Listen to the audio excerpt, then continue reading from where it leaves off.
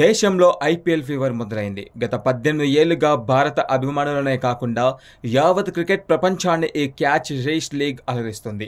ఈ ధనాధన్ లీగ్ను ఒక్కసారైనా ఆడాలని ప్రపంచవ్యాప్తంగా ఉన్న క్రికెటర్లు సైతం కలలు కంటారు. ప్రపంచంలోనే అత్యుత్తమ క్రికెట్ లీగ్గా నిలిచిన ఐపీఎల్ కోసం ప్రపంచవ్యాప్తంగా అభిమానులు ఆసక్తిగా ఎదురుచూస్తున్నారు.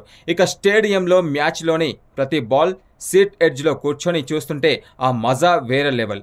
ఐపీఎల్ అంటే భారీ సిక్సర్లు, కళ్ళు చెదిరే క్యాచీలు, అదిరిపోయే వికెట్లు, వీటితో పాటు నరాలు తెంచే సూపర్ ఓవర్లు, ఇలా ఆల్ ఇన్ వన్ ఎంటర్టైన్మెంట్గా ఐపీఎల్ మన ముందుకు వచ్చేసింది.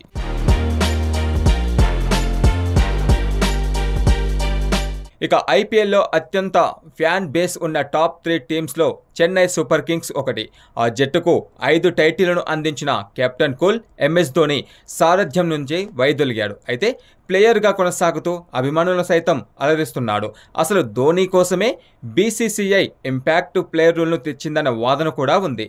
హోమ్ పిచ్ ఏదైనా చెన్నైతో మ్యాచ్ ఆడుతుంటే స్టేడియం అంతా ఎల్లోమాయం కావాల్సిందే.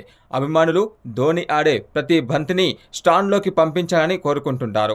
తొలి సీజన్ నుంచి ఇప్పటి వరకు ఆడుతూ అభిమానులను అలరిస్తున్న ధోని ఐపీఎల్లో ఎక్కువ మ్యాచ్లు ఆడిన ప్లేయర్గా ఉన్నారు. ఇప్పటి వరకు 264 మ్యాచ్ల్లో 5243 పరుగులు చేశాడు MS Dhoni.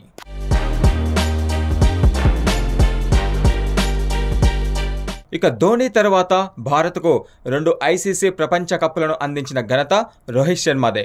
2008లో Deccan chargers franchise తర్వాత ఆరంగేట్ చేసిన హిట్ మ్యాన్ ఇప్పుడు ముంబై తరపున ఆడుతున్నాడు. అంతేకాకుండా ముంబై కెప్టెన్గా 5 కప్పులను అందించాడు. ఒక్కో బ్యాట్స్మెన్స్కు ఒక్కో షాట్ ఫేమస్. అలాగే రోహిత్ ఫుల్ షాట్ 6తో కొట్టే విధానం ప్రతి అభిమానికి కిక్ ఇస్తుంది. ధోని తర్వాత అత్యధిక మ్యాచ్లు ఆడిన ఆటగాడు కూడా రోహిత్ శర్మనే. ఇప్పటి వరకు 257 మ్యాచ్లు ఆడి 6628 పరుగులు చేశాడు రోహిత్ శర్మ.